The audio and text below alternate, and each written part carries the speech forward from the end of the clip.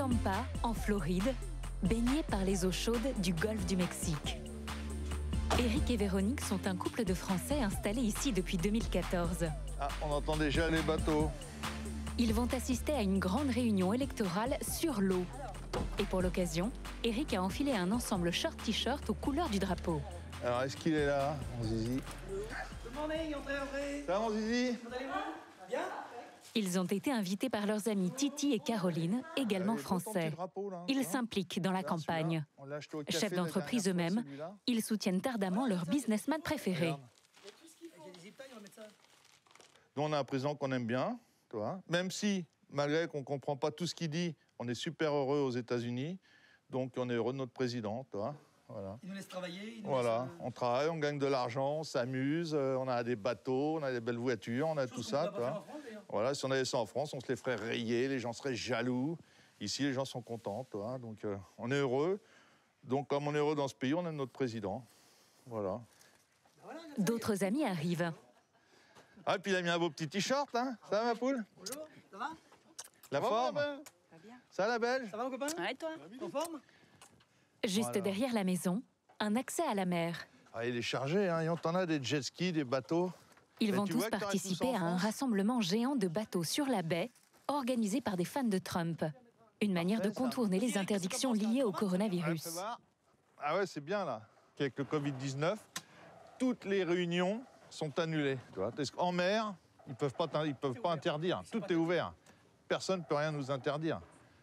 Donc c'est pour ça que ça va être une grosse journée. Sur l'eau, allez, capitaine. C'est immense.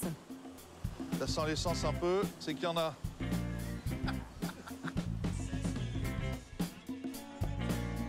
Des bateaux par milliers aux couleurs du président. Une démonstration de force.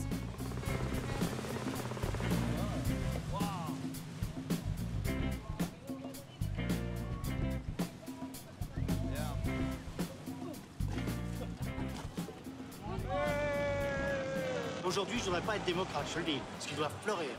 Ah oui, ils doivent pleurer leur race. Pourquoi? Bah pourquoi? Regarde, t'as 1200 bateaux, t'as 6000 personnes, 7000 personnes. Attends, on veut encore l'Amérique? Great. Ça, c'est top. Ah, je suis tout excité, j'adore. Éric, lui, est fasciné par la richesse de certains militants. Un bateau comme ça, c'est 5 millions de dollars peut-être, tu vois. Regarde, combien il y en a, c'est énorme. C'est énorme. Au bout de quelques heures à naviguer, les pro-Trump font une pause. Tous ont un verre à la main et une bonne raison de soutenir leur président. Le christianisme, c'est très important pour moi.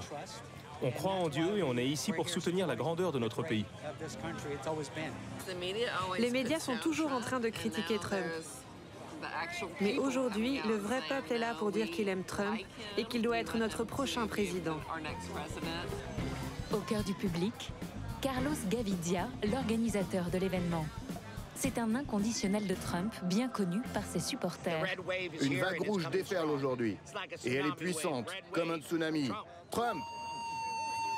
Go Trump! Éric, lui, est le plus heureux des hommes. On n'aurait jamais pu imaginer ça un jour. Tu veux, venant de familles d'ouvriers, on regardait les États-Unis à la télé. Pour nous, c'était intouchable, l'Amérique, tu vois. Intouchable. Mes parents n'ont jamais été aux États-Unis de leur vie. Tu vois. Pour nous, c'était, on voyait ça à la télé, tu vois, mais ça paraissait impossible d'aller aux États-Unis, tu vois. Impossible. Mais son Amérique rêvée se déchire aujourd'hui. Mardi prochain, le président sortant Donald Trump affronte le démocrate Joe Biden, l'ancien bras droit de Barack Obama. Jamais une campagne présidentielle n'a été aussi dure. Ils veulent vous détruire et ils veulent détruire notre pays. Tu vas la fermer, mec.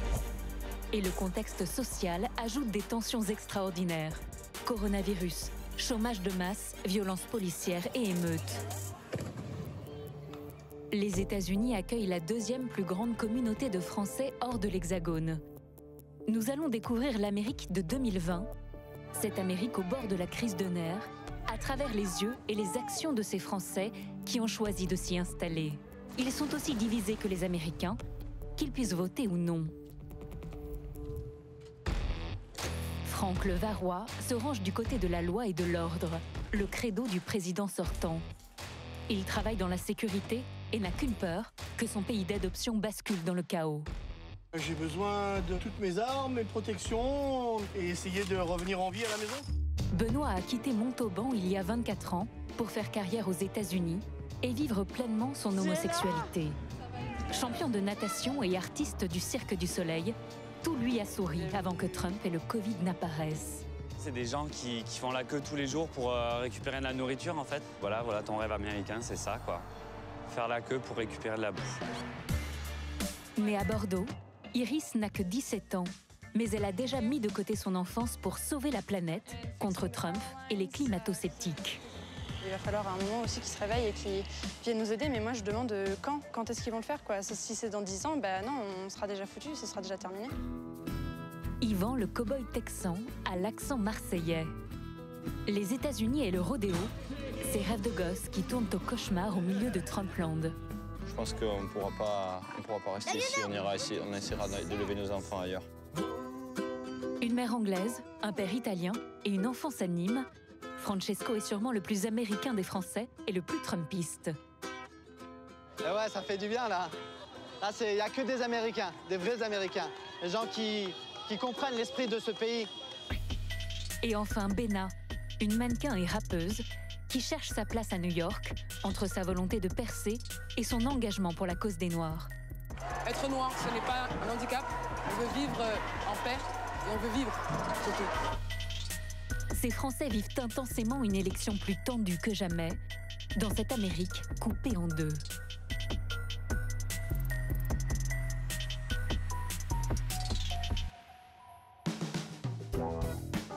Dans le Nevada, au beau milieu du désert de Mojave, Las Vegas. Cet après-midi-là, dans un jardin de la ville, garde tes jambes bien droites et les mains en l'air. Benoît, un Français de 42 ans, son mari Ross, et Ciela, leur fille de 5 ans, qu'ils ont eue grâce à une mère porteuse, font de l'exercice. Le concept, c'est d'utiliser ton enfant comme poids. Comme ça l'amuse. Et en même temps, tu t'entraînes bien comme il faut. Benoît est un ancien champion de natation synchronisée. À Las Vegas, lui et son mari étaient acrobates au Cirque du Soleil. Mais depuis quelques mois, ils sont tous les deux au chômage. D'un seul coup, tu peux faire des biceps. Tiens, on va lui prendre le pied, on fait triceps. C'est ce que je préfère. Ok, hop. Les deux hommes se produisaient tous les soirs dans la ville de la fête depuis 18 ans.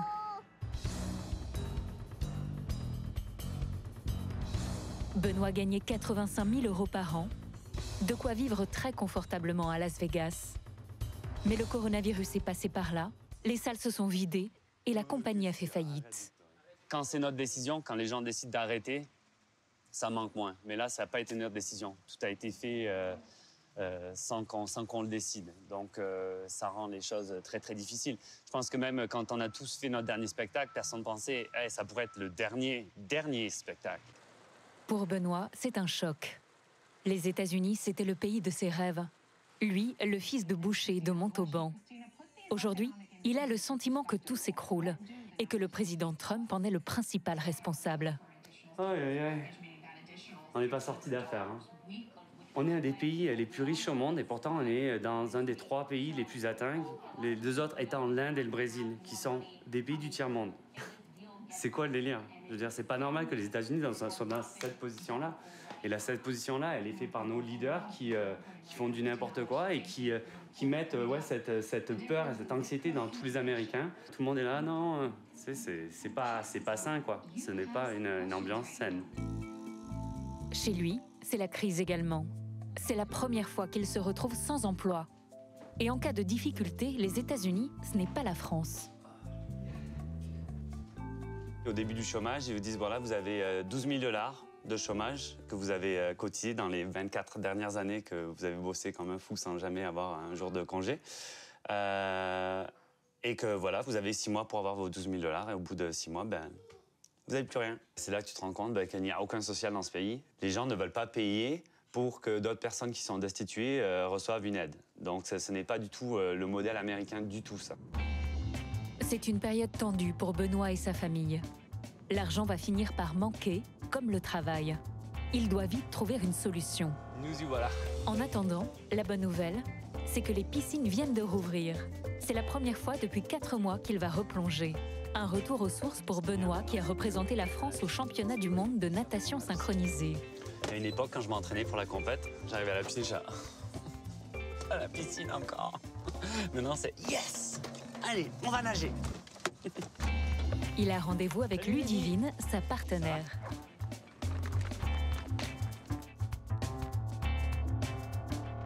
En dehors de sa situation économique, un autre sujet inquiète Benoît. Pour lui, parent homosexuel, l'ambiance s'est dégradée depuis que Donald Trump est au pouvoir. Comme les spectacles sont à l'arrêt, il veut trouver un moyen de gagner sa vie tout en s'exprimant artistiquement et politiquement. Et il a une idée. Salut Tom. Il a rendez-vous aujourd'hui dans un studio de body painting. En plus de la natation et des acrobaties, Benoît signe des tableaux, peintures ou photos. C'est le contexte politique qui lui a inspiré sa toute dernière création, lui qui vote démocrate, comme son mari Ross. Le message, c'est l'égalité partout. Maintenant, c'est pas juste l'égalité pour les homos, c'est l'égalité pour les Noirs, l'égalité pour les femmes, l'égalité pour la science, l'égalité pour les immigrants. Nous, on veut que tout le monde soit égal, que ça finisse ces histoires de « t'as une autre couleur de peau, donc t'es pas mon égal ». Je veux dire, il est temps, quoi. On est en 2020. Il est temps que les gens arrivent à passer au-dessus, surtout dans le pays de la liberté, quoi. Là, c'est très bien. Cette photo sera exposée dans quelques jours dans une galerie de Las Vegas. Benoît espère faire connaître ses autres talents et faire passer son message. Oups, désolé Jerry. Ce qui s'est passé depuis les trois dernières années aux États-Unis, pour moi, c'est tellement décevant parce que j'ai rejoint ce pays il y a 24 ans avec l'idée c'est le pays de la liberté. Et c'est vrai qu'il y a une partie de moi qui me dit combien de temps de plus. Je veux dire, si on doit se taper 4 ans de plus de ça, moi, je sais pas ce que je fais, quoi. Je suis pas sûr que je vais vouloir rester ici 4 ans de plus. Alors, qu'est-ce que tu en penses? Tu l'aimes bien? Oui. Tu aimes les arcs-en-ciel? Oui, j'aime vraiment les arcs-en-ciel. La fille de Benoît n'est jamais bien loin. En ce moment, les écoles sont fermées. C'est ton trésor, ça? Et il tient à ce qu'elle l'accompagne. On essaie, depuis qu'elle est toute petite, de lui faire comprendre c'est quoi la différence dans notre famille et tout ça. Et la différence, elle l'a compris il y a très longtemps. Moi, quand je suis parti de la France, je n'étais pas encore sorti du placard. Et j'ai trouvé que c'était beaucoup plus facile de le faire aux États-Unis. Mais en fait, le pays des États-Unis est tellement partagé. Il y a toujours 50% de gens qui sont pour et 50% qui sont contre. Le problème pour Benoît et sa famille, c'est que Donald Trump n'est pas venu seul au pouvoir. Derrière lui, des religieux, des évangélistes omniprésents lors de la dernière convention républicaine. Prions.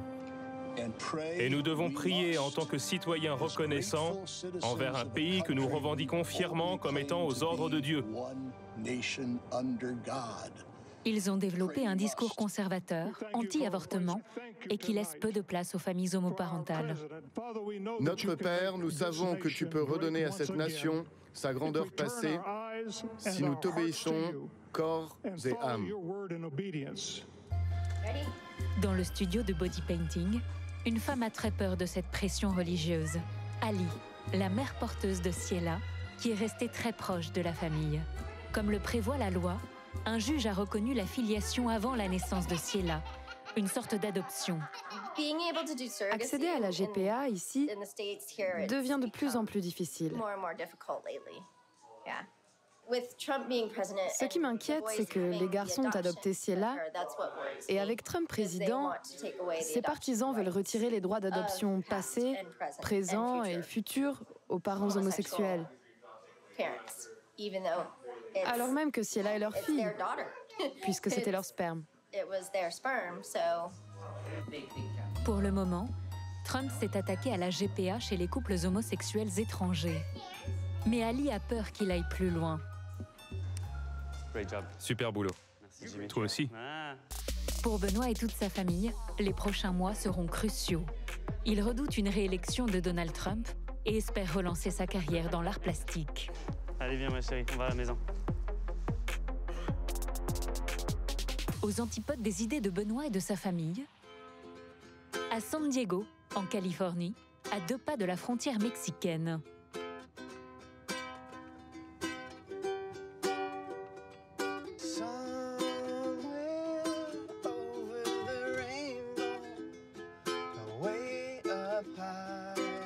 Francesco est un musicien chrétien.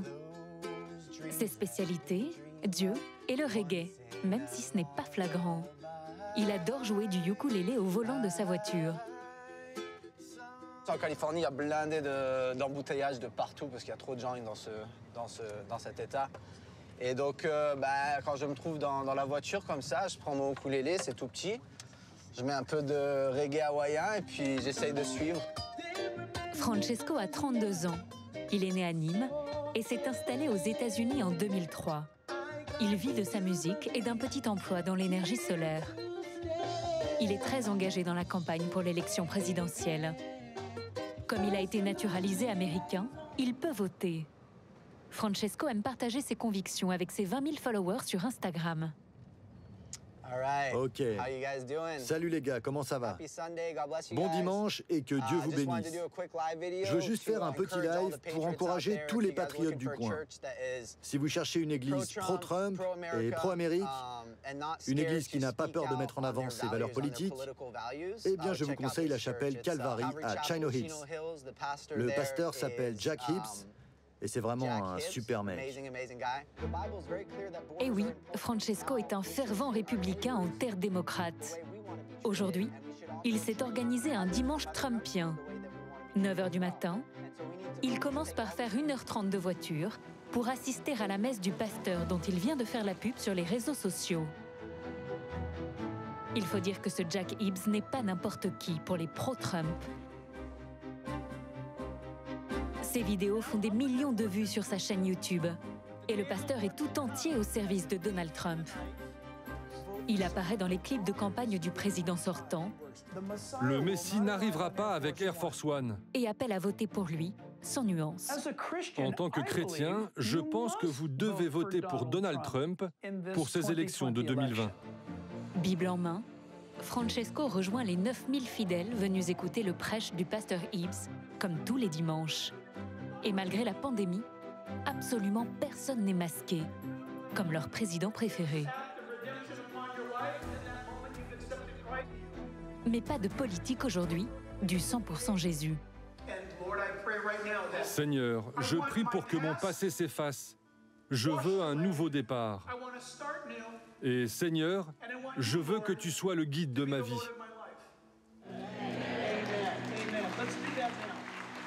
De toute façon, il prêche des convaincus. Comme Francesco, tout excité à l'idée de rencontrer son pasteur. Bonjour, comment allez-vous? Je m'appelle Francesco. Bonjour, comment ça va? Je voulais vous remercier pour votre message si puissant. Vous ne prêchez pas pour faire plaisir aux gens, mais pour Dieu. Et c'est ce qui manque terriblement à ce pays. Il y a une raison à ça, vous savez. J'ai failli mourir un jour, physiquement mourir. Et depuis, je me moque de l'opinion des gens. Le plus important, c'est que Dieu existe et qu'il faut vivre pour lui. Ça fait du bien de voir qu'il y a d'autres gens qui pensent comme nous, qu'on puisse s'encourager les uns les autres. C'est comme si on était une grande famille.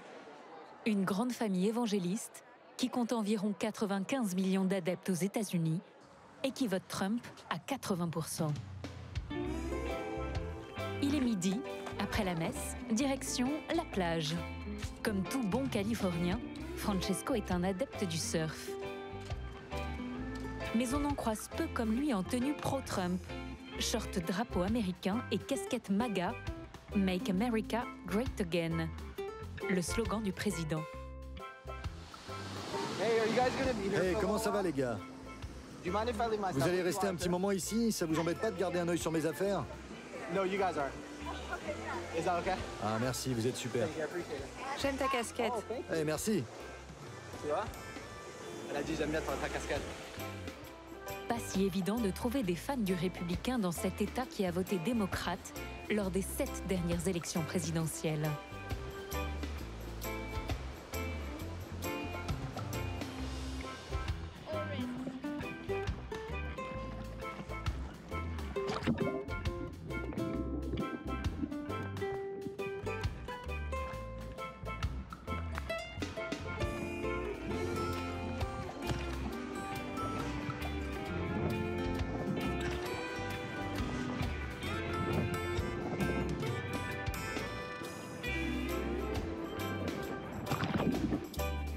Après avoir pris quelques vagues, Francesco va troquer sa planche de surf contre sa casquette de militant.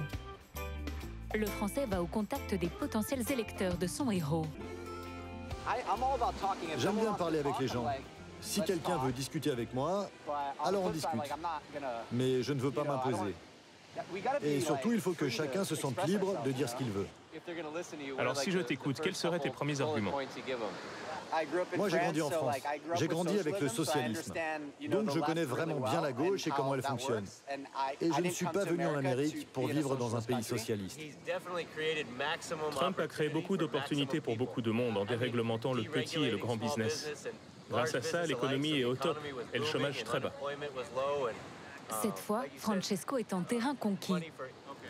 Mais ce qu'il aime avant tout, c'est parler pour convaincre ceux qui pensent, comme il le dit, que Trump est un président raciste et incompétent. J'espère que les gens, s'ils ont un problème avec, ils auront les couilles de venir m'en parler. Comme ça, moi, je peux leur parler et je peux les éduquer dans le sens que je peux leur dire pourquoi moi j'aime ce président, ou en tout cas les politiques qu'il a, quoi. 14 heures, une petite photo avec ses nouveaux amis qui pensent comme lui, et Francesco peut poursuivre son odyssée trumpiste. Il va bientôt rejoindre les plus fervents supporters du président. Le surfeur évangéliste se sentirait tout aussi bien à l'autre bout du pays, à Largo, une ville moyenne de Floride. Un territoire républicain où Donald Trump est partout et où les cafés affichent fièrement leur foi conservatrice. Nous retrouvons là-bas Eric et Véronique et leur accent inimitable. Ils viennent de la banlieue parisienne. Hello. I would like the Diet Coke and the chocolate. Un donut au chocolat? Chocolate donut with cream. Eric et Véronique, 54 ans tous les deux, se sont installés ici et sont tombés amoureux du pays et de son président. Vous êtes là depuis combien de temps? Depuis 6 ans, et on adore.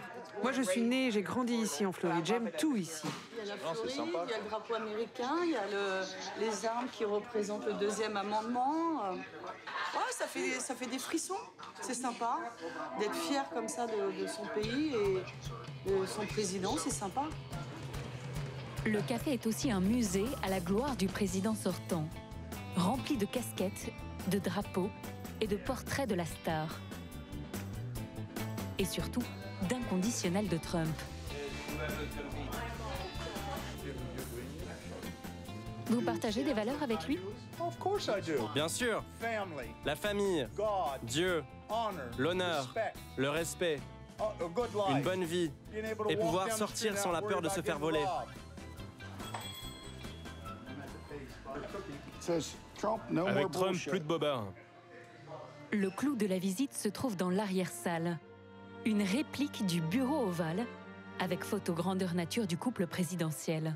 Et surtout, un faux bouton nucléaire qui amuse énormément Eric.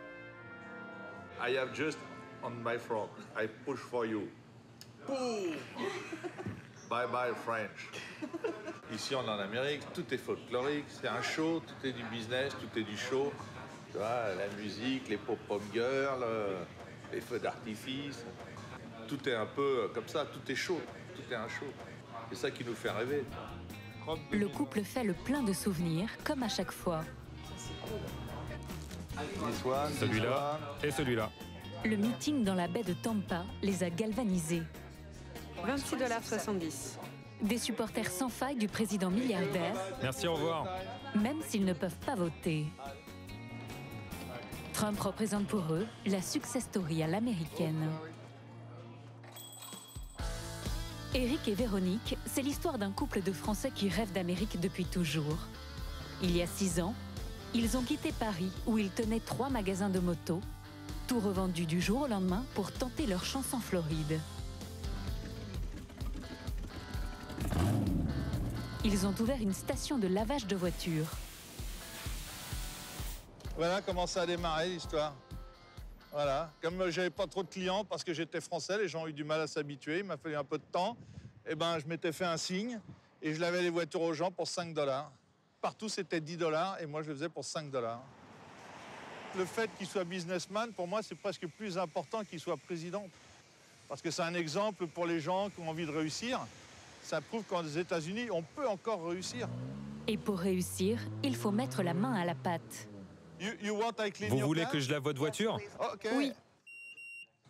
Ah bah oui, quand les gens ont besoin, je suis là, hein, c'est le but. Hein. Éric n'a pas d'employé. Il lave lui-même les voitures de ses clients qui ne veulent pas profiter du self-service. Ce qui lui permet de se différencier de la concurrence. Là, il y a quelques petits bifetons. Hop, je les récupère. Voilà. Je les donne à la patronne en général. Je travaillais tellement dur avant pour gagner mon oseille qu'aujourd'hui, ça me fait plaisir de le gagner dans ces conditions-là, hein, je te le dis. Hein. La station leur rapporte entre 5 et 8 000 € par mois. Je suis plus américain que les Américains. J'ai mon chapeau de cow-boy, j'achète que de l'américain, tu vois. J'aime l'Amérique, c'est pour ça que je suis là, sinon je serais resté en France. Hein. Moi, j'adore le Coca-Cola, les burgers, les bagnoles qui font du bruit, les trucs qui fument, qui polluent, tout. Je suis heureux ici, moi.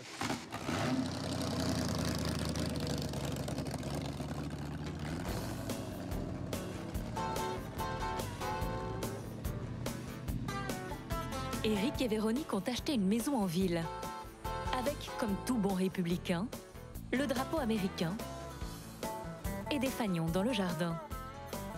L'intérieur est design, ils ont même une piscine. Je vais mettre le robot parce que toi, dans le fond, il y a... Véronique, malgré le succès de la station de lavage, ne s'arrête pas de travailler. Elle s'occupe seule d'un appartement loué en Airbnb et d'un local géré par un restaurateur. Elle multiplie les petits boulots. J'ai quelques autres clients qui, au début, quand on est arrivé ici, m'ont donné la chance de les aider dans les services. Donc j'ai du babysitting, j'ai quelques ménages à faire aussi. Non, ça ne me gêne pas, faire ça ou autre chose. De toute façon, c'est un travail et puis il faut le faire. Donc quand on a besoin de vivre, on ne regarde pas la tâche qu'il y a à effectuer, on la fait. Tout ça leur rapporte encore 3 000 € par mois. Tu veux de l'aide à mettre les seaux dans ta voiture? Non, ça ira. Je me dépêche, Eric, parce que là, j'ai... T'as ton aspirateur, t'as tout? Ouais, j'ai tout sur place. Il n'y a pas de problème. C'est le prix à payer pour leur confort. Ils travaillent tous les deux en permanence. Tu fais combien d'heures ce matin? Là, je fais 2 heures. Mais rien ne les aurait empêchés de s'installer ici.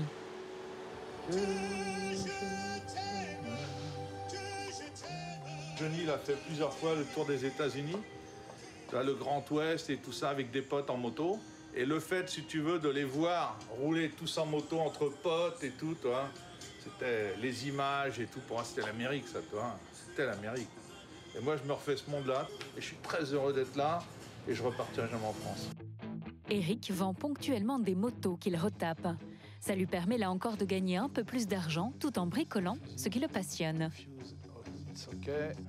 Pour son dernier engin, il a trouvé un acheteur, Jean-Philippe, son ami français avec qui il est allé au meeting pro-Trump. L'après-midi, avec Véronique, ils partent livrer la machine. Bon, on y va, hein, ma biche, hein. C'est parti. C'est parti, mon kiki.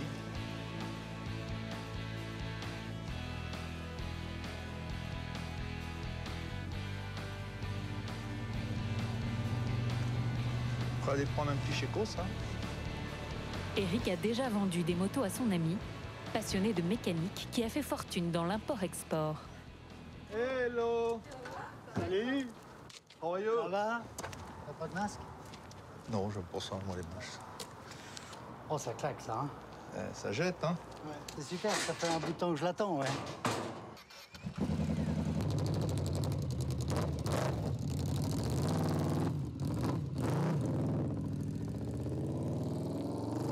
C'est beau quand même, hein. Tu vois qu'il est content.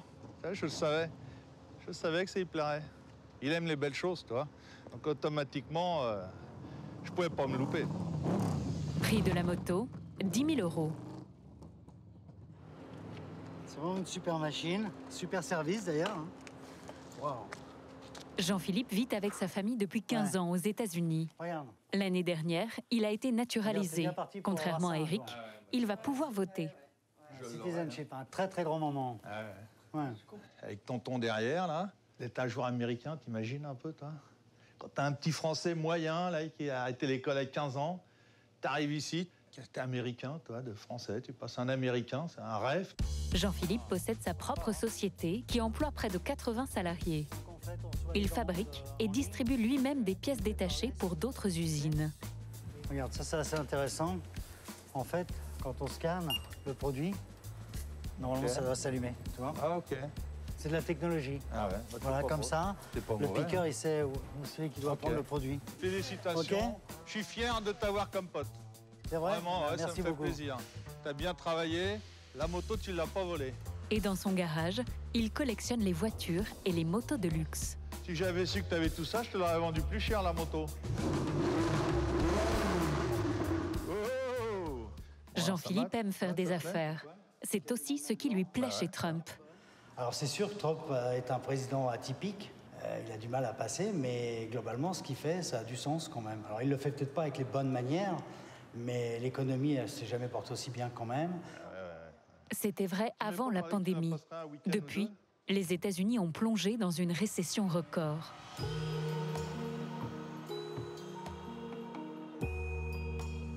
Le soir, tout le monde se retrouve chez Jean-Philippe pour fêter la vente de la moto.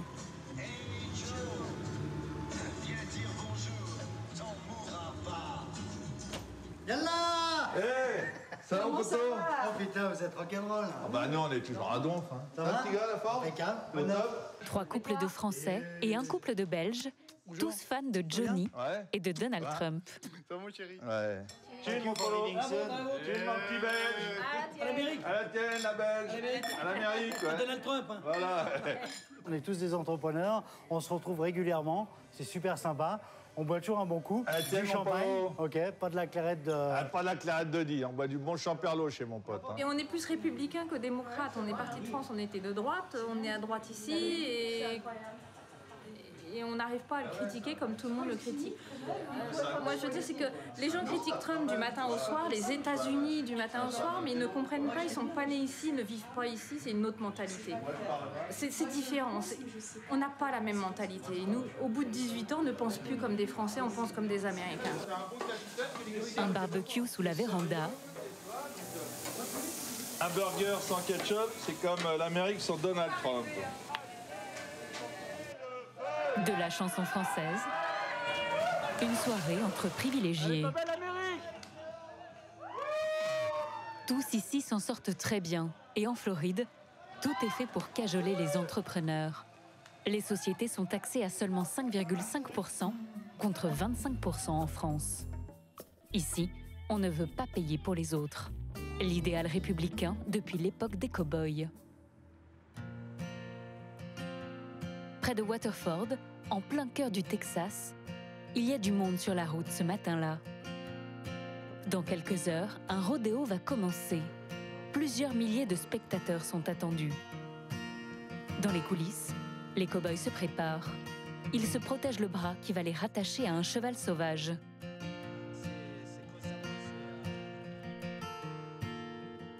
Un homme s'approche, même chapeau, même chemise bleu ciel, même carrure, l'un des leurs. Salut les gars, ça va?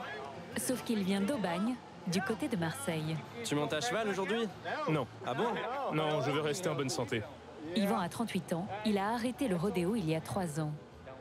Je me suis cassé le bras, je me suis cassé les jambes, tout ça, mais le bassin, c'est vrai qu'avec les organes, tout ça, j'ai vraiment morflé moi sur ma dernière blessure. C'est vrai que quand du jour au lendemain, on se dit bon, il faut tout arrêter parce que maintenant c'est la santé. C'est un choix difficile à faire. Il vit aux États-Unis depuis 1998. Ses parents étaient cascadeurs à cheval. Ils lui ont transmis la passion du rodéo. Après avoir fait ses études à Houston, Il est devenu l'un des meilleurs cavaliers professionnels du pays. Il est classé 8e mondial.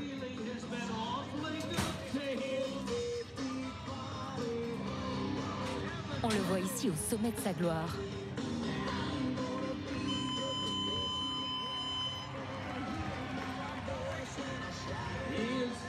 Il vient de Marseille, en France, et on est très content qu'il fasse partie du circuit professionnel de rodéo. Même s'il a arrêté la compétition, il a encore ses fans. Je suis née et j'ai grandi à Parker County et j'adore le rodéo. Merci. On est un peu des idoles quand on passe dans des villages comme ça parce que c'est des gens, comme ils disent, qui ne sont jamais sortis d'ici et qui vivent ce rêve à travers nous. Nous sommes au cœur de Trumpland, bastion des rednecks, comme on appelle ces Américains du Sud très conservateurs. Ils aiment Dieu et leur président. Et ça se voit. Dans le public, en pleine pandémie, personne ne porte de masque. Les discours de Trump qui minimisent le danger ont fait leur effet.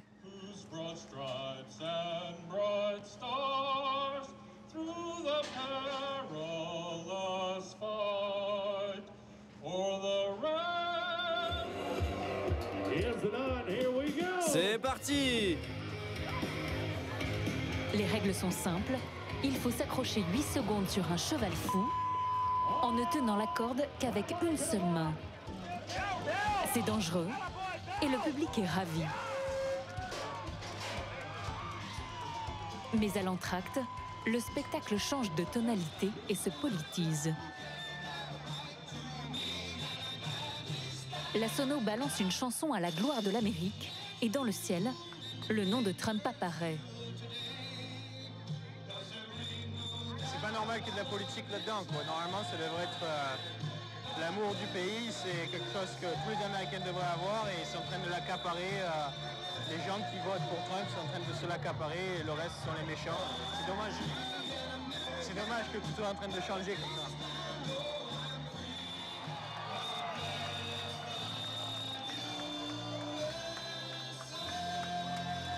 Est-ce que vous êtes fiers d'être américain? J'hallucine. J'hallucine complètement.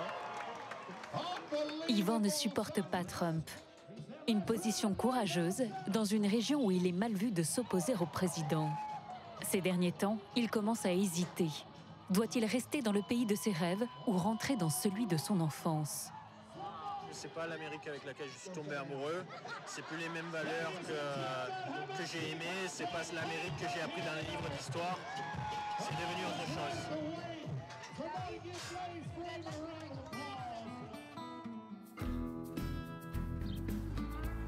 Au Texas, pas une maison sans son drapeau ou sa pancarte pro-Trump. Celle d'Yvan est un îlot démocrate au milieu d'un océan républicain. Dans le jardin, des chevaux. À sa retraite du rodéo, avec sa femme Christine, ils ont construit des chalets pour ensuite les louer à des touristes. Le seul revenu de la famille.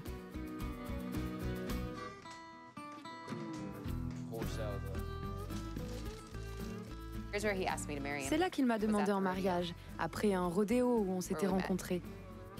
Yvan a rencontré Christine en 2009. 100% texane et issue d'une famille conservatrice. Mais ils partagent les mêmes opinions politiques.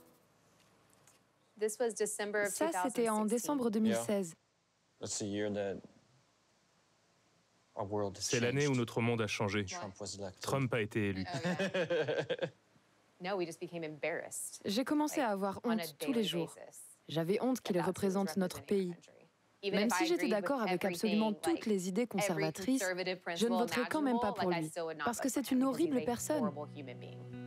Après l'élection, Yvan, qui a été naturalisé américain à la suite de son mariage, a senti l'hostilité grandir.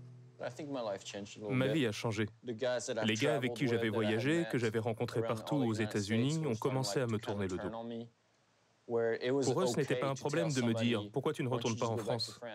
Je leur disais que j'étais américain comme eux. Ils me répondaient « Tu n'es pas né ici, retourne en France si tu n'es pas content. » Ivan et sa femme ont une autre bonne raison de craindre la réélection de Trump. Ils vont rejoindre les parents de Christine qui habitent à côté. Salut les enfants. C'est là qu'ont dormi leurs 2 enfants. Ils viennent les récupérer. Hey, hey, papa, papa.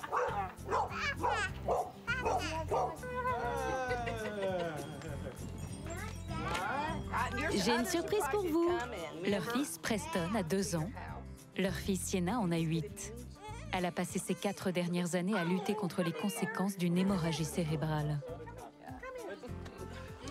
À l'âge de 4 ans, elle a eu un accident, elle a eu une rupture d'anévrisme.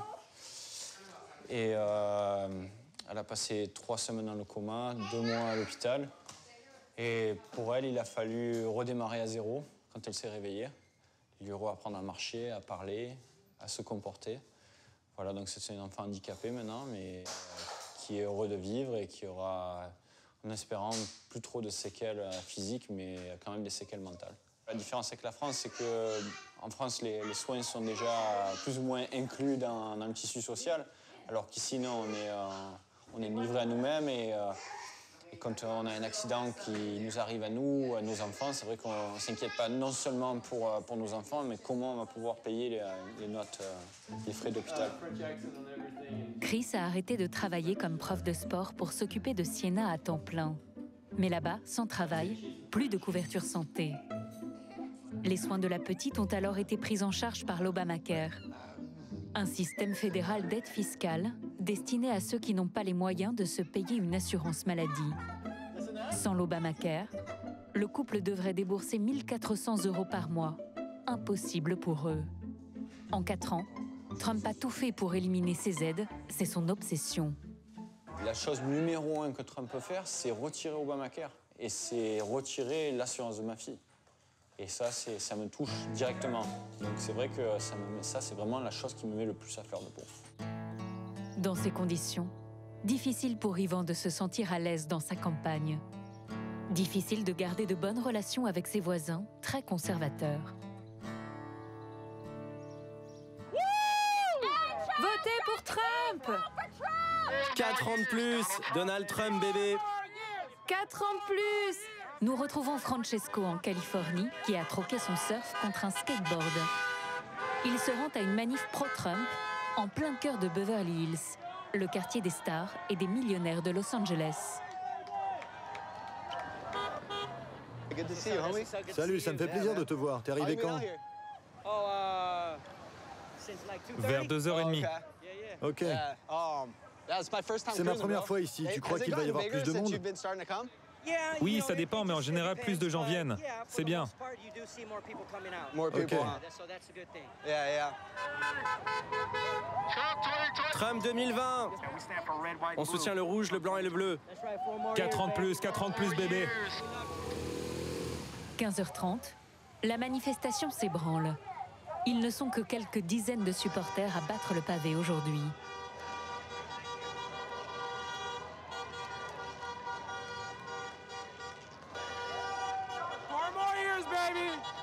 Et ouais, ça fait du bien là. Ça fait du bien, je suis avec mon peuple. Là, il n'y a que des Américains, des vrais Américains. Des gens qui comprennent l'esprit de ce pays. Et c'est pas à cause de Trump, c'est à cause de ce que Trump y représente, la liberté. Après 10 minutes de défilé dans les rues, les voilà de retour à leur point de départ. Francesco se fond dans la masse. Il a fait sienne la rhétorique complotiste de Trump sur de possibles fraudes électorales de la part des démocrates. S'ils essayent de manipuler un peu le système et qu'ils trichent, et c'est pour ça que Trump n'est pas élu, et là, je pense qu'il va y avoir une révolution dans ce pays, c'est vrai. Parce que nous, on en a marre qu'ils trichent, des politiciens démocrates, quoi. Quand ils comptent les votes, tout ça, ils trichent à fond, quoi. Il n'y a aucune preuve, aucun élément pour accréditer ces thèses.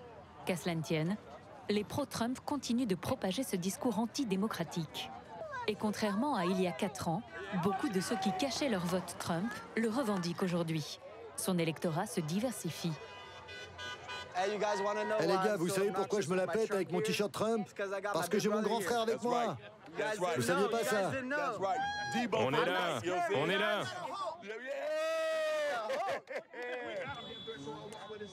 Fin de journée. Nous retrouvons Francesco chez sa mère pour une petite séance de répétition.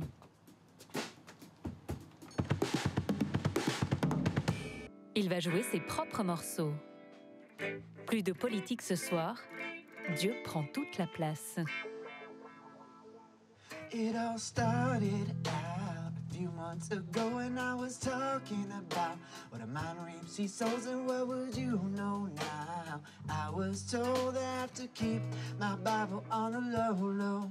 It all started out a few months ago when I was talking about what a man reaps he sows and what would you know now? Sa mère, une Anglaise qui a suivi son fils en Californie, est très fière de lui, de ses engagements, de sa musique qui lui assure une partie de ses revenus.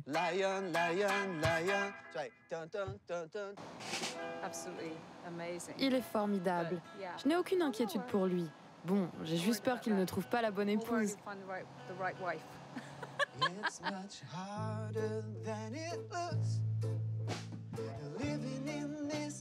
Tropical paradise harder than it looks.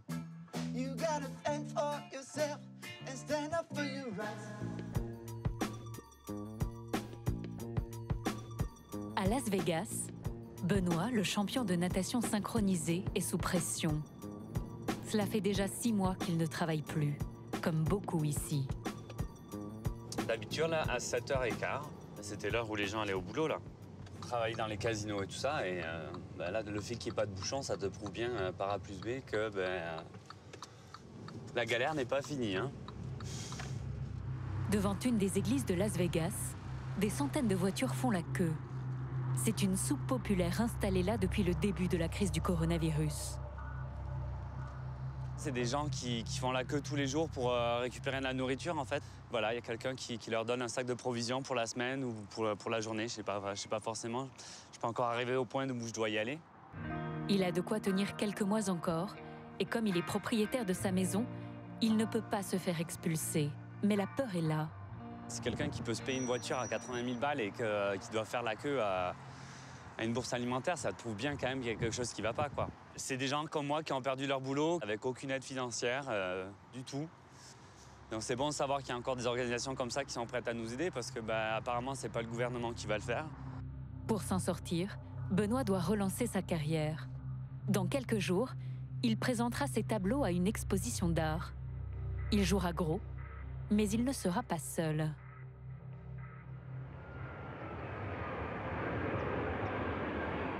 Ce jour-là, avec son mari et sa fille... 1, 2, 3, 4, 5, 6, 7, 8, 9, 10, 11... Benoît vient chercher du renfort à l'aéroport. En anglais? 14! Je le savais! Okay, so you have to look tu dois chercher le numéro 14, OK?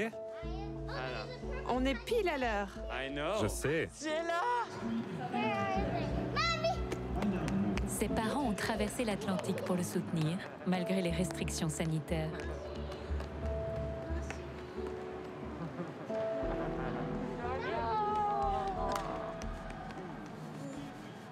Oh, je suis tellement content.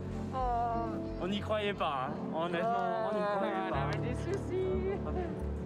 Bienvenue. Oh, ça fait tellement plaisir. On regardait toutes les informations, on se disait on va y arriver, on va y arriver. Et là, c'est un vrai soulagement, ça c'est sûr.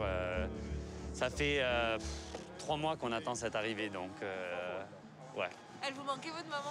Oui. Elle me manque tous les jours. Mon père, c'est pareil, mais elle, la relation qu'elle a avec mes parents est inégalée, donc... Pour les parents de Benoît, Las Vegas, c'est toujours une aventure. Eux qui ont fait le voyage depuis Montauban.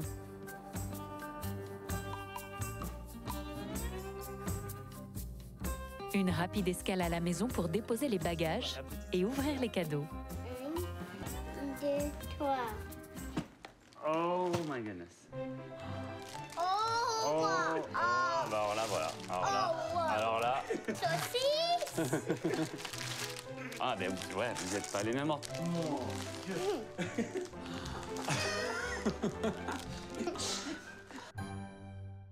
Puis Benoît les emmène en visite. Mais Las Vegas a changé de visage. Même le spectacle des fontaines de l'hôtel Bellagio, le plus célèbre de la ville, a perdu de sa saveur. D'habitude, c'est une noire de monde. Des fontaines, il n'y a pas d'endroit où tu peux t'asseoir, où tu peux regarder. Il faut que tu te pointes au moins 10 minutes à l'avance. Et là, il n'y a personne. Dans 3 mois, ce sera plus qu'un mauvais rêve, hein, en espérant soit que lui, au mois de novembre, il ne sera plus dans les bureaux. Il nous restera 2 mois de la Covid. Ça va être le début de la fin. Et en espérant que Biden ne sera pas un autre con. Sinon, je me présente en 2024, OK? Le lendemain, c'est le grand jour. Une galerie d'un quartier chic de Las Vegas l'accueille. Benoît va exposer pour la première fois. Il a fabriqué et peint les cadres de plusieurs œuvres. Mais surtout, il a réalisé le portrait des 2 hommes représentant l'égalité. La couleur noire représente les Black Lives Matter, donc les droits des hommes noirs et des hommes et des femmes noires. Le marron, c'est les droits des immigrés. Il me semble que le bleu, c'est la science. Le rose, c'est les droits des femmes. Je pense que là, il va vraiment sortir et puis surtout que les gens disent « Ah, c'est pas le drapeau gay habituel » et qu'on va dire « Non, c'est pas le drapeau gay du tout, c'est le drapeau de l'égalité ». Maintenant, il nous faut un gay millionnaire qui va venir, il va dire « Ah, il me le faut dans ma maison ». Tic-tac, hein, voilà. Ça a dû recommencer à 5 minutes, donc maintenant les gens vont arriver et on va voir.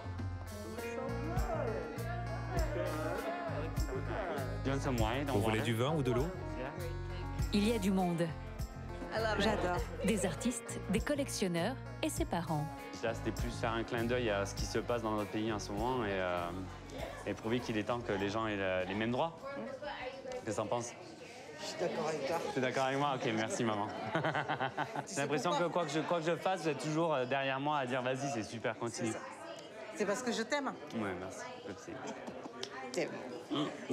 Je sais, merci. Moi aussi, je vous aime. Sa fameuse photo attire les regards. Voici le nouveau drapeau de la liberté et de l'égalité. On l'a fait pendant le Covid, après le mouvement Black Lives Matter. Mais finalement, c'est une autre de ses œuvres qui trouve preneur. Sa toute première vente, 1 600 €. J'espère que dans les semaines à venir, on va en vendre encore plus, qu'on puisse réussir à vendre en 1 heure. Ça me prouve que je pense qu'il y a un marché et que ça pourrait très très bien marcher et que probablement dans les prochaines semaines à venir, il va falloir qu'on recommence, quoi. Déjà, on sait qu'il faut qu'on remplisse le trou qu'il va y avoir demain. Donc c'est super. En espérant que très vite, les salles de spectacle rouvrent leurs portes. Et pour Benoît, que Donald Trump quitte la Maison-Blanche. New York, la démocrate, sur la côte Est.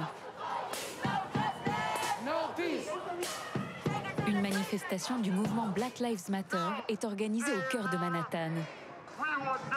On veut la justice pour les nôtres. Black Lives Matter, littéralement la vie des Noirs compte. Le mouvement né en 2013 mobilise de plus en plus ces derniers mois devant la multiplication des bavures policières. J'emmerde la police, j'emmerde le shérif et le gouvernement, j'emmerde tout le monde. L'Amérique s'est de nouveau fracturée depuis que George Floyd a été tué, étouffé à mort par un policier blanc en mai dernier.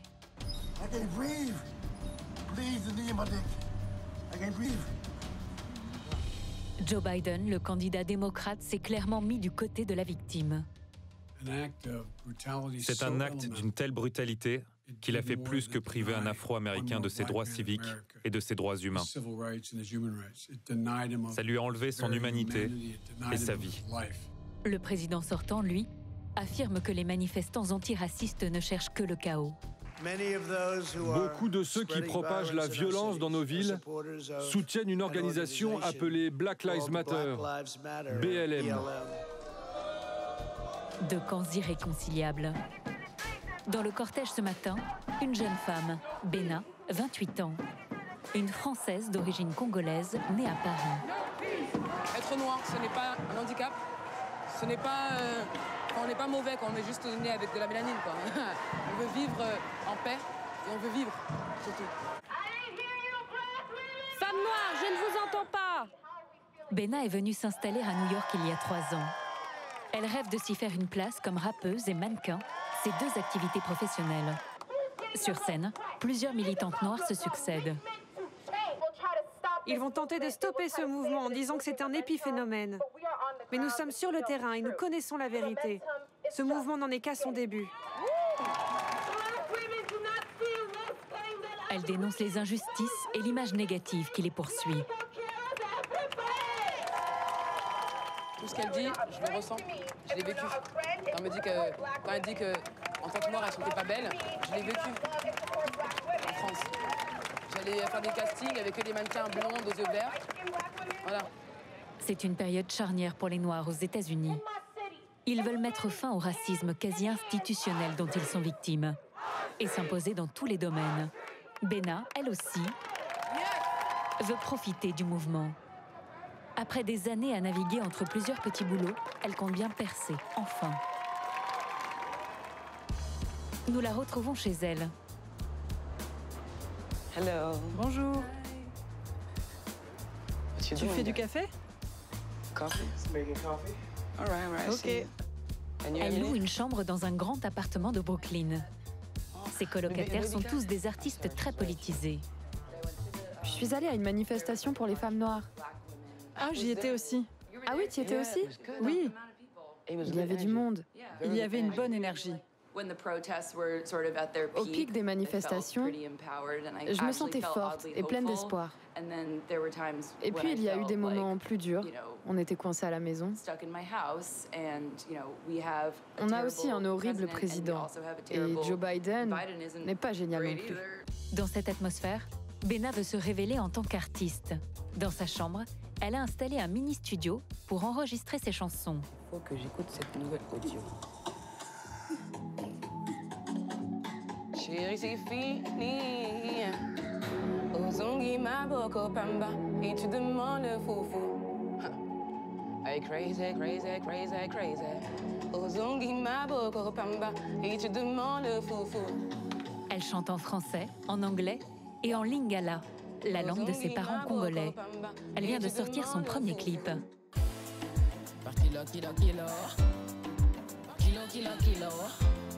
Je fais le qu'il est bongo, après je retourne au Congo. Ses chansons et le mannequinat lui rapportent 1 700 € par mois, dont 1 000 partent directement pour payer sa chambre. La vie est très chère à New York. Elle a besoin de gagner plus pour pouvoir rester ici. Alors elle se démène. Tu sens tellement bon. Elle retrouve son ami Zach, un photographe professionnel. Je vais t'emmener sur une aire de jeu et on va faire des photos. C'est juste à côté. On y va à pied? Oui. Pour l'instant, c'est la photo qui marche le mieux. Une activité qui lui est tombée dessus presque par hasard il y a 1 an. Nice. Super. J'avais faim. Il me restait peut-être 3 $ dans ma poche. Et voilà, je suis parti prendre mon bacon avec du cheese. Et encore une fois, c'est ça New York. Je marchais et on m'a repéré, quoi. On m'a repéré, donc j'ai 5-4 personnes qui sont venues me voir. Une semaine après, j'étais signé. Une agence l'embauche pour faire une pub d'une célèbre marque de sport. Tout est possible. Moi, jamais de ma vie, je me serais dit qu'en allant chercher un bacon eggs and cheese, je me retrouverais sur une pub de Nike, quoi. Voilà, c'est quand même incroyable. Benna veut poursuivre son rêve américain. Mais si elle vit aujourd'hui dans le quartier branché de Brooklyn, elle n'oublie pas sa première adresse à New York, quand elle a débarqué de Paris après un BTS Banque Assurance. Recule et regarde.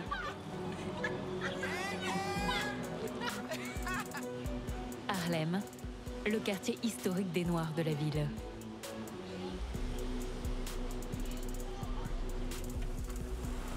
J'aime bien l'énergie qu'il y a ici, en fait. Ça me rappelle ma maman, ma famille, le Congo. Ici, dans ces quartiers déshérités, la tension est toujours très forte. Le coronavirus a frappé les Noirs plus que les autres partout aux États-Unis. Parmi les moins de 65 ans, le taux de mortalité est 2 fois plus élevé chez les Afro-Américains que chez les Blancs. Dans les rues, des bénévoles sont encore à l'œuvre. Ici, on vous donne des masques gratuits. Merci beaucoup. C'est super. Ils distribuent en fait des masques, des brosses à dents. Du dentifrice, du savon, des produits pour l'hygiène, des choses à manger. Salut, merci. Benna s'est politisée devant les affaires de bavures policières toujours plus nombreuses, ici comme ailleurs.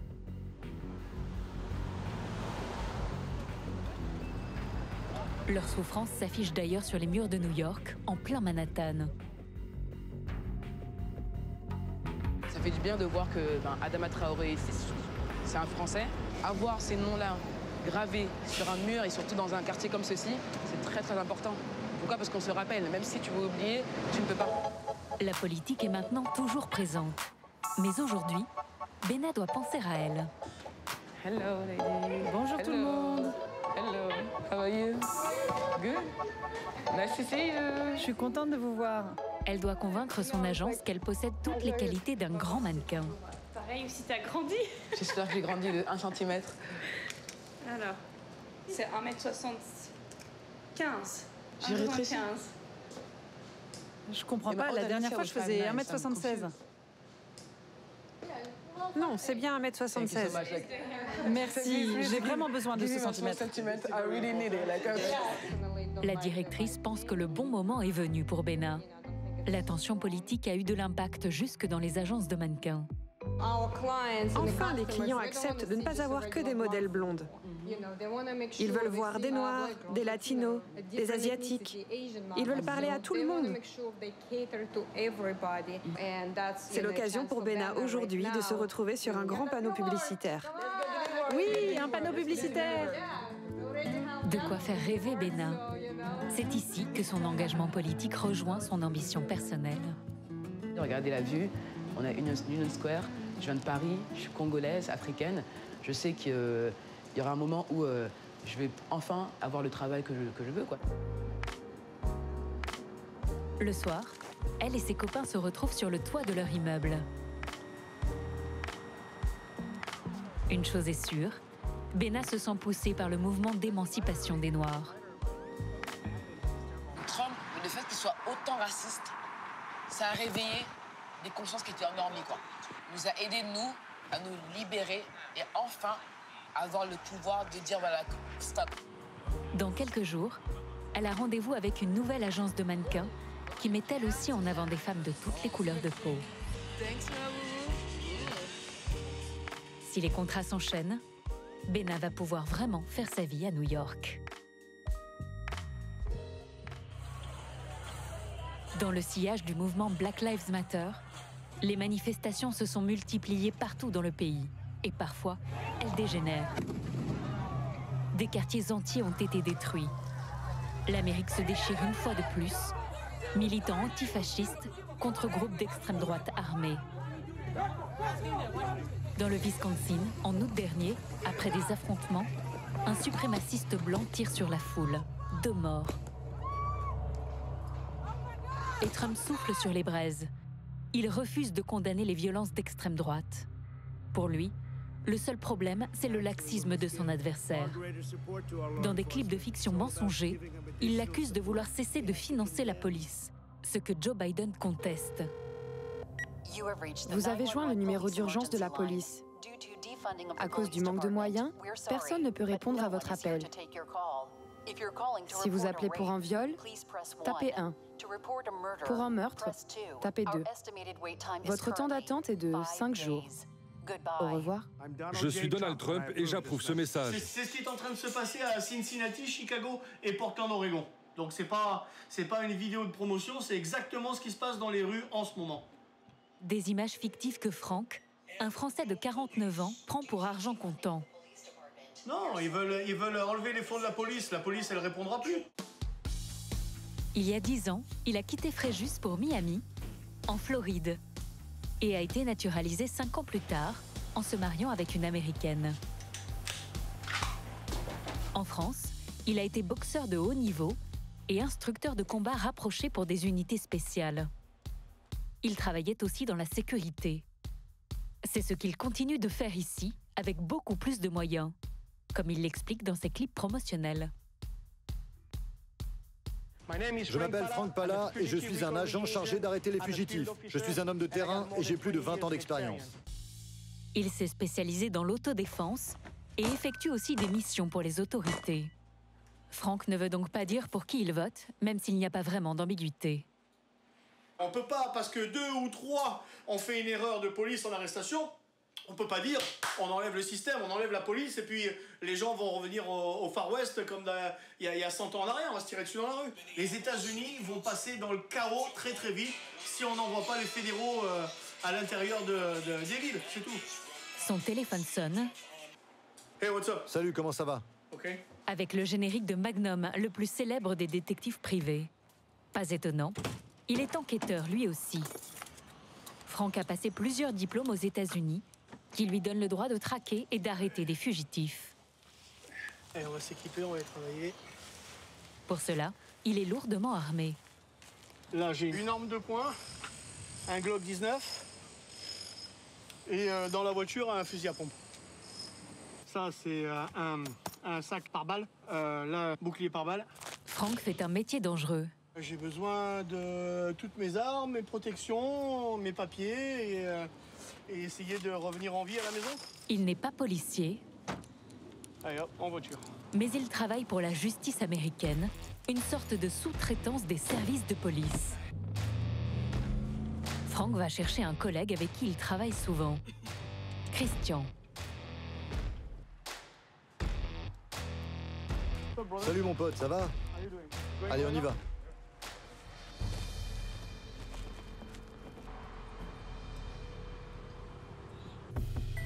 Ce jour-là, ils ont été missionnés par le Clerk Office, les tribunaux de l'État de Floride.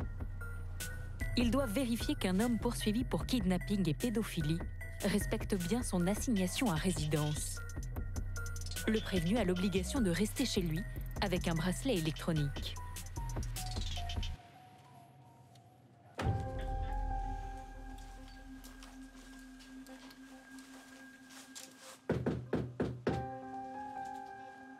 Plusieurs minutes passent.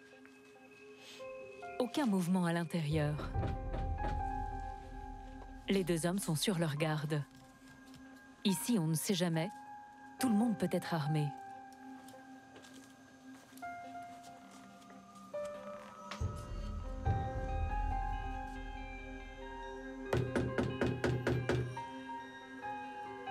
Sécurité. En cas de danger, Frank est autorisé à faire feu. Comme les policiers, il est assermenté. Christian décide de forcer la fenêtre. Mon couteau? Non, non, tu vas me le casser. Don't fucking break Ne it. me le casse pas, putain. Finalement, ce ne sera pas nécessaire. How you doing? Bonjour. Can we get in? On peut entrer? Joseph, how you doing? Comment allez-vous, monsieur? Pourquoi vous n'avez pas répondu? J'étais en haut. En haut? Ok. On va faire juste une inspection et prendre 2-3 photos et c'est tout. Ok? Si l'homme n'avait pas été chez lui, il aurait été considéré comme un fugitif. Frank et Christian se seraient lancés immédiatement à sa recherche. Vous avez bien votre bracelet? Oui. Je vais juste vérifier et prendre une photo. Ok? Ok. Des armes dans la maison? Non. Ok. Frank enchaîne sur sa prochaine mission, la traque d'un fugitif. Le membre d'un gang qui se trouverait dans un quartier sensible de Fort Lauderdale, au nord de Miami.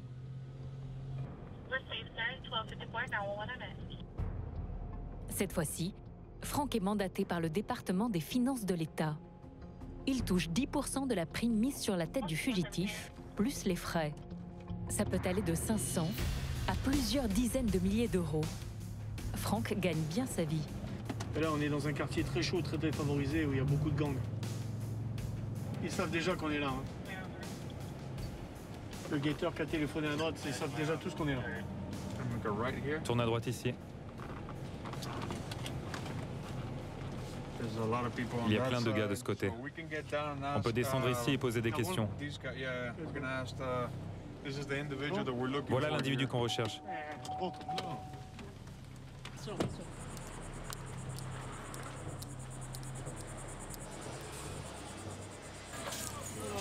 Bonjour, comment ça va? Vous êtes le responsable? Vous avez une seconde, s'il vous plaît? Franck et Christian ont un tuyau. Leur homme a été aperçu ici. Reconnaissez-vous cet individu? Non, ça me dit rien. Ils vont devoir chercher ailleurs et surtout ne pas traîner ici. Ok, merci, au revoir. Maintenant qu'ils ont été repérés.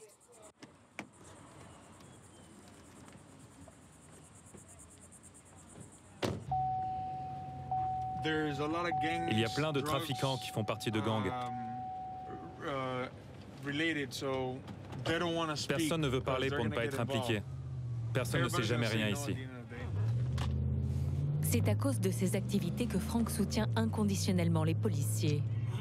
Pour lui, par exemple, l'affaire Jacob Blake, abattu par 7 balles de pistolet par des policiers, ce n'est pas une bavure. Les médias ont créé le monstre dans lequel on se trouve aujourd'hui parce qu'ils ont filmé 10 secondes de l'intervention sans avoir le relevé de l'enquête, sans avoir le début de l'histoire, sans avoir la fin de l'histoire et surtout, sans être au milieu, dans l'action. Donc ça me rend fou puisque je fais le même métier. Ça me rend fou, ça m'énerve. Dans cette affaire, les policiers accusent Jacob Blake de les avoir menacés avec un couteau, même s'il était de dos et que ses 3 enfants étaient sur la banquette arrière. Ce sera à la justice de trancher. Ce matin-là, nous retrouvons Franck chez lui, une petite maison près d'un lac. Avec à l'intérieur ses 2 passions, des tableaux qu'il peint lui-même et surtout des armes. Beaucoup d'armes. Ça, c'est une autre de mes armes de travail en protection rapprochée, 9 mm. Le CZ75, le MP, Smith & Wesson, Glock 43, le Bodyguard, le Derringer, mythique, en calibre 380, quelque chose de joli, un Smith & Wesson. Celui-là en chromé comme ça, c'est un peu une arme de gangster. Un SIG, très très bon ça. Ça, c'est phénoménal. Le Springfield calibre 45 des Navy Seals, ça, c'est sympa. Ça, c'est un pistolet de cow-boy, c'est un Ruger. J'adore. Le bruit mythique des films.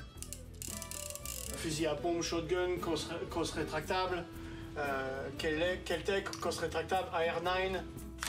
Super compact. Et un 9 mm compatible avec les chargeurs Glock. Il y a plus de 300 millions d'armes en circulation dans le pays. Et à chaque élection, les ventes explosent. L'ambiance violente actuelle a encore accentué le phénomène. À l'armurerie où Franck a ses habitudes, c'est flagrant. Bonjour, vous vous souvenez du fusil que je voulais acheter avec les 3 crans? C'est ça que je cherche. On est en rupture de stock. Il est en vente pour des centaines de dollars de plus sur Internet. J'y suis allé sur Internet. Tout est vendu. Chaque élection divise le pays. Et vous savez que le programme du Parti démocrate envisage d'interdire les chargeurs à grande capacité, par exemple. C'est une question qui est ouvertement discutée chez les démocrates. Ça fait partie de leur programme. Eh bien, quand les gens voient ça, ils se disent « il faut que j'en achète avant qu'il ne soit trop tard ». Mais il ne suffit pas d'avoir une arme. Il faut savoir s'en servir. C'est encore une autre activité de Franck. Il organise des sessions de permis de port d'armes. Dans la salle, ce jour-là, des hommes qui s'entraînent pour travailler avec lui et des citoyens lambda. On frappe au visage. On remonte la chemise. On attrape son arme. 1, 2, 3. L'arme à la hanche. On recule. On surveille. C'est un plaisir de transmettre à ceux qui ne savent pas le comment ils pourraient avoir besoin de sauver leur vie si nécessaire. Et puis on a les moyens de le faire. On a l'argent, on a les armes, on a les balles, on a tout à disposition. On a les ranges. Regardez, ce matin, j'ai loué le range pour moi. J'amène mes élèves ou mes employés et je viens ici 3 fois par semaine. On travaille en situation réelle et on répète pour essayer de diminuer le risque à l'extérieur en mode opératoire. Pour Franck, une loi américaine doit être défendue plus que les autres. Le deuxième amendement, le droit de porter une arme. C'est également fondamental pour Donald Trump et ses suiveurs.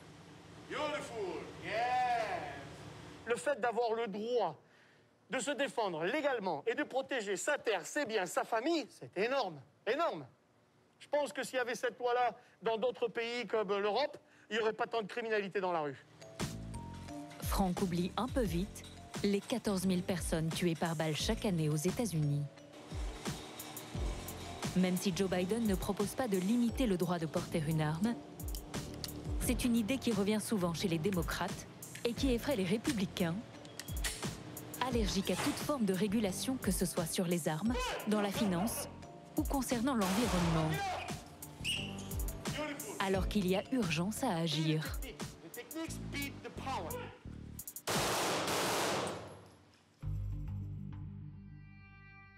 De l'autre côté du pays, en Californie, autour de San Francisco, les forêts partent en fumée.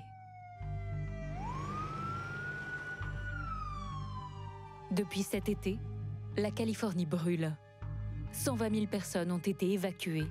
Elles ont tout perdu. En cause, une sécheresse terrible et des températures jamais atteintes dans cet état. 54,4 degrés à l'ombre. Un record mondial tombé en août dernier. Résultat direct du dérèglement de la planète, comme le souligne désabusé le gouverneur démocrate de l'État. Il n'y a plus de débat. Le réchauffement climatique est là. Venez voir en Californie. De quoi alimenter le combat qui fait rage aux États-Unis entre les inconditionnels du président Trump et ceux qui font confiance à la science et qui pensent que la Terre va très mal. En Californie, une ado française est de cela. Élève en terminale, elle n'a que 17 ans, mais Iris Duquesne n'est pas n'importe qui. Elle milite avec la célèbre Greta Thunberg, l'égérie de la lutte contre le réchauffement climatique.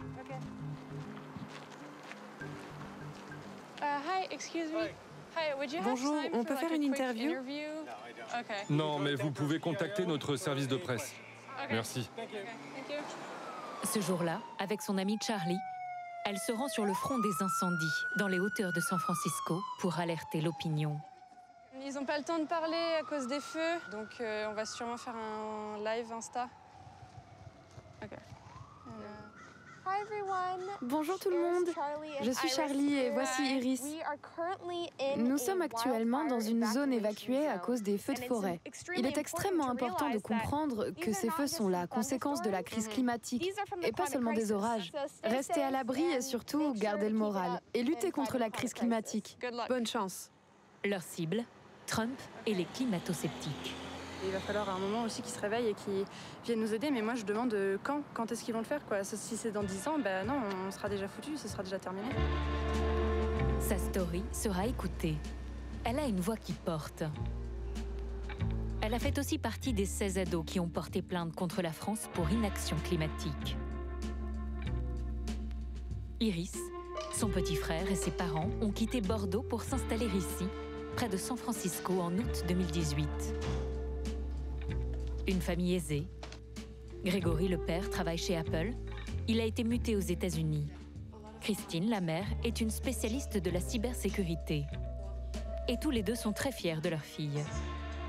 Je m'appelle Iris Duquesne, j'ai 16 ans, je viens de France. Bonjour, je m'appelle Iris, j'ai 16 ans, je viens de France. Je suis ici à cause du réchauffement climatique qui affecte mon pays et qui m'affecte aussi personnellement. Tu parles bien. Je déteste ma voix. Elle a porté son combat pour la planète jusqu'au siège de l'ONU. C'était il y a un an. C'était nul, c'était horrible. On n'aime pas se revoir en général. Et on est arrivé dans la salle et j'ai vu le nombre de journalistes. Il n'y avait personne qui me regardait dans les yeux et du coup j'étais là ok. Et du coup genre je me suis fait genre poker face et j'ai essayé de pas rigoler ou pas avoir l'air terrifiée et j'ai juste pas souri en fait de toute la conférence de presse. Je croisais ton regard parce que je me dis elle va peut-être perdre ses moyens mais non ça a été. Un moment qui a marqué Iris. Mais elle reste aussi une ado. Maintenant, c'est l'heure du shopping. Direction San Francisco, berceau de la high-tech et de la Silicon Valley. San Francisco est aussi un bastion démocrate, une ville progressiste, gay-friendly et en pointe dans les combats sociaux. Une ville exception aux États-Unis où la famille Duquesne se sent bien. Ici, on est sur 8 Ashbury, donc c'est la rue principale de San Francisco. C'est là où il y a tous les magasins et c'est un peu le centre, l'épicentre culturel de la Californie. Il y a plein de fripes et j'adore faire les magasins ici parce que c'est super écologique en fait. Et la mode est vachement cool. Et voilà, donc c'est un peu ma nouvelle maison entre guillemets. Hi. Regarde maman ça. Ouais, c'est un peu... Elle aime pas 80% de ce que je lui montre, elle aime pas. Faire les magasins, oui, mais sans jamais perdre sa raison d'être écologiste. L'industrie des vêtements, c'est l'industrie la plus polluante en ce moment en matière d'émissions carbone, mais aussi de plastique. Et du coup, la fripe, c'est un peu la réponse que j'ai trouvée, quoi. C'est la réponse naturelle. Après s'être fait plaisir, il est temps de se remettre aux choses sérieuses pour Iris. Dans une zone industrielle de San Francisco, nous la retrouvons avec sa mère et des amis de l'organisation écologiste Héritiers de nos océans, une petite ONG présente dans une dizaine de pays. Objectif du jour, une opération de nettoyage intelligente. Là, on se prépare à faire ce qu'on appelle un beach sweep. Donc, on va récolter des déchets sur les berges du canal et ensuite les reporter à une autre organisation qui s'occupera de collecter des datas sur quelle marque pollue le plus. L'idée est de mettre la pression sur les industriels. Il faut donc trier les déchets pour que cette action soit efficace. Ça, c'est Gatorade. Starbucks. Et là, un frappuccino de Starbucks. Chaque marque qu'on trouve, en fait, on compte le nombre d'éléments qu'on trouve de cette marque. Et ensuite, on leur envoie des messages et on leur demande d'arrêter et de trouver des solutions beaucoup plus éco-responsables. Donc, on va envoyer des lettres à Starbucks et on va leur demander de faire des verres et des pailles biodégradables ou bien recyclables pour pas que ça se retrouve dans les océans, parce qu'on en a trouvé beaucoup et c'est la première source de plastique qu'on trouve, en fait. Les États-Unis sont les plus gros pollueurs à cause de notre consumérisme. C'est chacun pour soi. Une idée très individualiste. C'est difficile de lutter contre cette mentalité américaine. D'autant plus qu'en 4 ans, Trump a détricoté toutes les réglementations écologistes d'Obama, son prédécesseur à la Maison-Blanche. Forage pétrolier dans des zones protégées, suppression de normes anti-pollution. Iris et ses amis se confrontent aussi aux politiques pour tenter de changer les choses. Elles ont rendez-vous avec un député fédéral de Californie pour essayer de le convaincre de voter une loi environnementale sur laquelle elles ont travaillé. Dernier préparatif. Mettez vos noms sur l'écran, Émilie et Sarah. Ah oui, merci, j'avais oublié de le faire. L'entretien se fera par ordinateur à distance, Covid oblige. Bonjour les amis, comment allez-vous? Bonjour. Comment allez-vous? Je vais très bien et je suis très content de vous voir. Qui va mener l'entretien?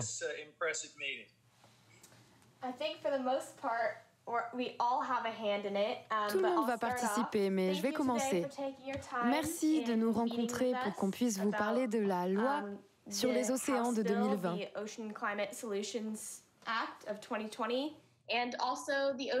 Et aussi du plan d'action pour les océans. Merci. Et je suis impressionné par votre plaidoyer et votre engagement. Iris se lance, bille en tête. Je suis française et je suis venue m'installer ici il y a 2 ans. Je pensais que les États-Unis étaient un pays développé qui utilisait de l'énergie solaire renouvelable. Mais j'ai été vraiment très surprise que ce ne soit pas du tout le cas. Merci de votre impatience. C'est ce dont nous avons besoin.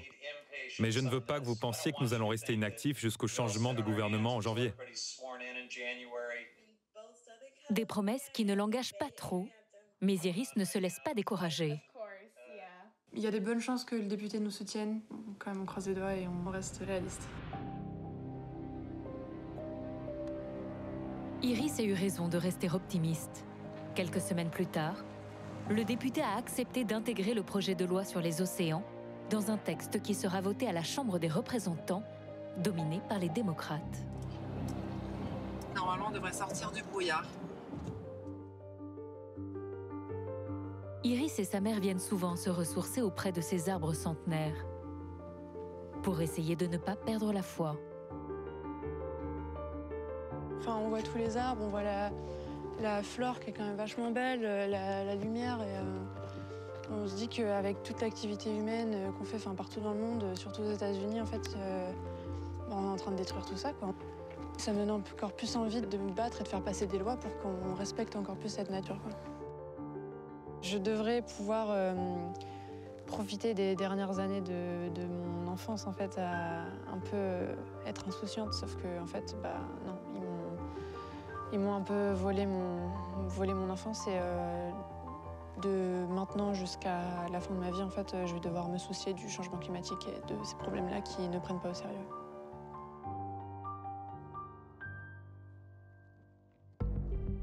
L'élection de Joe Biden, le candidat démocrate, pourrait changer la donne.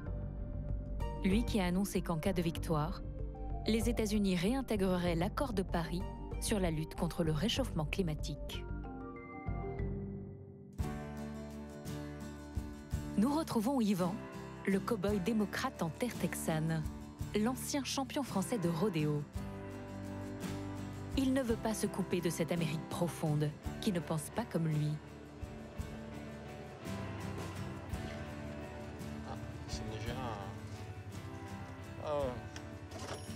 Hey, salut! Ce jour-là, il passe chez ses voisins, Randy et Lily. Il vient d'apprendre à plumer un poulet. Et il a encore beaucoup de travail. Il est plus lent que la plupart des gens. Il ne m'a pas entendu. Si, mais je t'ignore.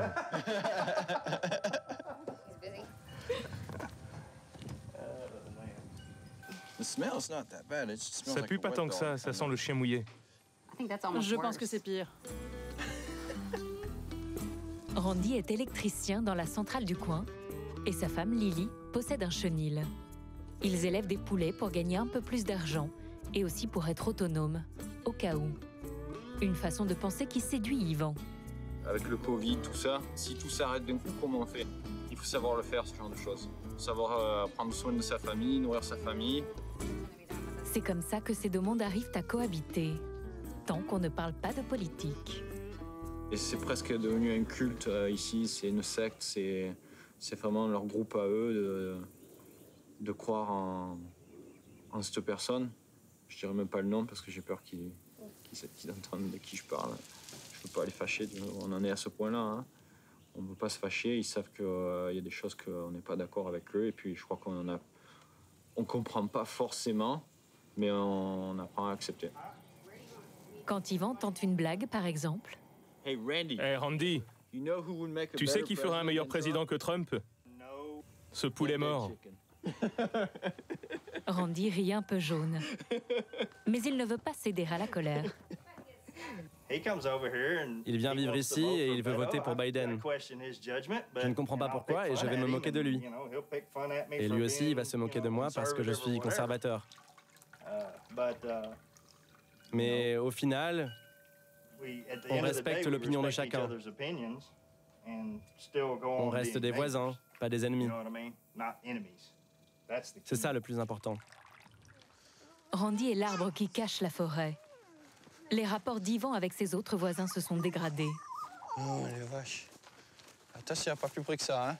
Et l'atmosphère l'agresse de plus en plus. Tout le monde dit, mais l'économie est super maintenant, sous Trump, l'économie. Non, mais il n'y a pas que l'économie.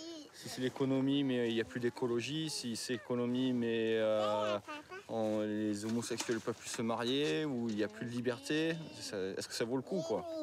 Et s'il en venait à ce que le pays continue à avancer vers l'extrême droite, comme ça, je pense qu'on ne pourra pas rester ici. On essaiera d'élever nos enfants ailleurs. Yvan a un passeport français. Il songe sérieusement à l'utiliser si Trump est réélu. Quitte à changer de vie, à nouveau. Ciao les vaches, ciao.